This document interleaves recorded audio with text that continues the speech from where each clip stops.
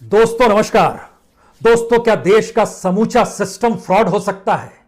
उस fraud system के जरिए जिस इंफ्रास्ट्रक्चर को बनाने का दावा किया जाता रहा हो, क्या वह भी फ्रॉड हो सकता है? और उसी इंफ्रास्ट्रक्चर के ऊपर जो अलग अलग योजनाओं और स्कीम का ऐलान किया जाता है, क्या वह भी फ्रॉड हो सकता है? और अगर वो फ्रॉड है तो फिर यकीन जानिए इस देश के भीतर में मरीजों के पास पैसे नहीं है, चाहे इस बात का ऐलान हो चला हो कि उन्हें मुफ्त इलाज मिल जाएगा। इलाज देने की स्थिति में अस्पताल नहीं होंगे, अस्पतालों में डॉक्टर नहीं होंगे, वहां पर कोई इंफ्रास्ट्रक्चर नहीं होगा। और तो और जब समूची प्रक्रिया फ्रॉड होगी तो फिर इस देश के डॉक्टर भी कहां बचेंगे। और शायद इसीलिए बीते 50 दिनों में तकरीबन 270 डॉक्टरों ने जान गंवा दी। यानी जितने डॉक्टर हम हर बरस पैदा कर नहीं पाते हैं, उससे ज्यादा डॉक्टरों की मौत इन 50 दिनों में हो गई जब कोविड की दूसरी लहर आई। और इसी प्रक्रिया में इस देश के भीतर में जो अलग अलग योजनाएं रेंग रही थी, उसके जरिए जिन राहत की बात की गई, पहले की गई, वह राहत भी कहीं नहीं थी। तो हमें लगता है कि आज सरकार की उस फाइल को खोलने की जरूरत है जिसके जरिए आप समझ पाएं इस देश में योजनाओं का ऐलान एक फ्रॉड व्यवस्था है। एक ऐसी स्थिति है जिसमें जब आप आंकड़ों को देखेंगे, सरकारी आंकड़ों को देखेंगे और उसके भीतर झांक कर जब उसको समझने की कोशिश नहीं करेंगे और आंकड़ों से ही अभिभूत हो जाएंगे कि कमाल हो गया, तो फिर दुनिया की सबसे बड़ी हेल्थ इंश्योरेंस स्कीम या योजना भी आपको वाकई लगेगी कमाल की चीज है। क्योंकि प्रधानमंत्री ने 2018 के सितंबर में रांची से जब इस बात का ऐलान किया था कि दुनिया की सबसे बड़ी हेल्थ इंश्योरेंस स्कीम भारत में शुरू की जा रही है, तो हर किसी ने तालियां बजाई थी। तालियां इसलिए बजी थी क्योंकि इससे पहले अमेरिका ने वहां पर एक ओबामा केयर नाम से हेल्थ स्कीम शुरू की थी, जिसके दायरे में 2 से 2.5 करोड़ लोग आने वाले थे। वह स्कीम अभी भी अमेरिका में चल रही है, लेकिन 2018 में मोदी केयर या कहें आयुष्मान भारत या कहें प्रधानमंत्री आरोग्य सेवा योजना के तहत तकरीबन 10 करोड़ परिवारों को उसके दायरे में लाया गया। यानी 50 करोड़ लोगों को इस देश में यह कहकर राहत दे दी गई कि आपके लिए 5 लाख का इंश्योरेंस सरकार कर रही है और हर एक बरस में आप 5 लाख का इलाज किसी भी अस्पताल में करा सकते हैं, सरकारी अस्पताल में भी, प्राइवेट अस्पताल में भी। आप जाएं, सिर्फ आयुष्मान भारत का कार्ड दे दें, उसके बाद आपका इलाज हो जाएगा। लेकिन बीते 1 बरस के दौर में और खास तौर से बीते 2 महीने के दौर में इस आयुष्मान भारत की स्थिति है क्या?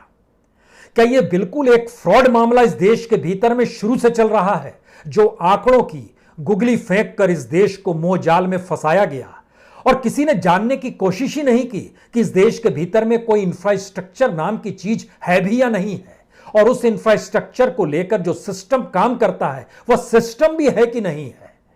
और मौजूदा वक्त में जब उसकी परतें हमने जाननी चाहिए तो कई चीजें एक के बाद एक सामने आती चली गई।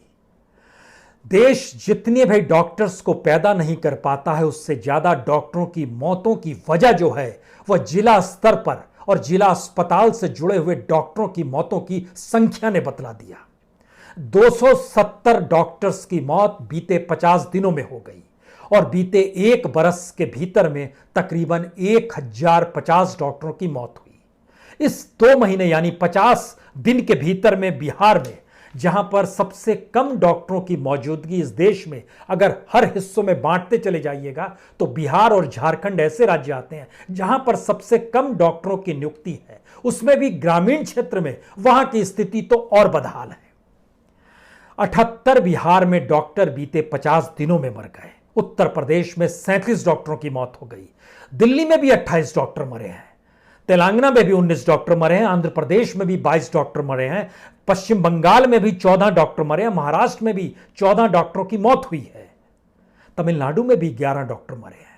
लेकिन 270 डॉक्टरों को गंवाने से माथे पर कोई शिकन अगर इस देश के तब नहीं आती हो कि इतने दिनों में वह 270 डॉक्टर बना नहीं सकता है, क्योंकि सरकार के पास कोई ऐसा इंफ्रास्ट्रक्चर है ही नहीं, तब आप क्या कहेंगे? इसका दूसरा सच यह भी है, इस देश को छोड़कर दुनिया के दूसरे हिस्सों में डॉक्टरी करने वाले भारतीयों की संख्या कहीं ज्यादा है।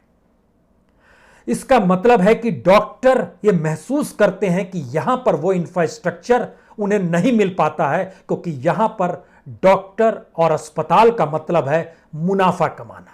और उस मुनाफे के दायरे में सरकार एक स्कीम का जब ऐलान करती है कि हम आयुष्मान भारत ला रहे हैं और इसके तहत आपको 5 लाख तक का फ्री में इलाज मिल जाएगा इस देश के तकरीबन 50 करोड़ लोगों को, तो यह समझने की जरूरत है कि कितने प्राइवेट अस्पताल हैं जहां पर यह इलाज बीते 1 बरस में एक भी आयुष्मान कार्ड वाले को मिला होगा, और कितने सरकारी अस्पताल हैं जहां पर कोई इंफ्रास्ट्रक्चर भी इस रूप में मौजूद है जो कि मरीजों को वह सुविधा दे सके जिसका जिक्र कोविड महामारी के दौर में किया जा रहा है।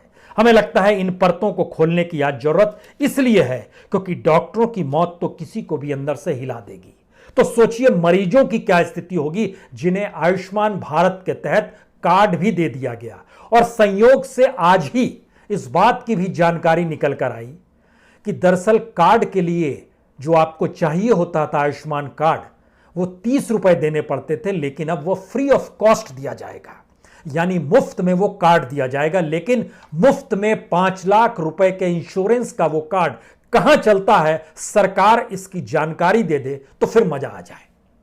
सरकार खुले तौर पर जब डीएम से बात करती है, मुख्यमंत्रियों से बात करती है, डॉक्टरों से बात करती है, तो उस बेसिक इंफ्रास्ट्रक्चर को पकड़ने की कोशिश क्यों नहीं करती है कि वो सिर्फ बोलने का काम करेगी और इंप्लीमेंट करेगा कौन? सिस्टम तो है नहीं, इंफ्रास्ट्रक्चर तो था नहीं, योजनाओं का ऐलान तो हवा में हो गया। तो हमें लगता है कि दुनिया की सबसे बड़ी हेल्थ इंश्योरेंस स्कीम का कच्चा चिट्ठा आज आपके सामने रख दिया जाए, क्योंकि इसके दायरे में 10 करोड़ घर यानी 50 करोड़ लोग और किसी भी परिवार में कितने भी व्यक्ति रहें सबको 5 लाख के सालाना इंश्योरेंस के कार्ड देने का जिक्र था। इसके दायरे में कुल अस्पतालों की संख्या जो थी वह 24,432 लाई गई। इसमें जो प्राइवेट अस्पताल थे उनकी संख्या ज्यादा यानी 56% थी, यानी 13,681 प्राइवेट अस्पताल, सरकारी अस्पताल 9,850।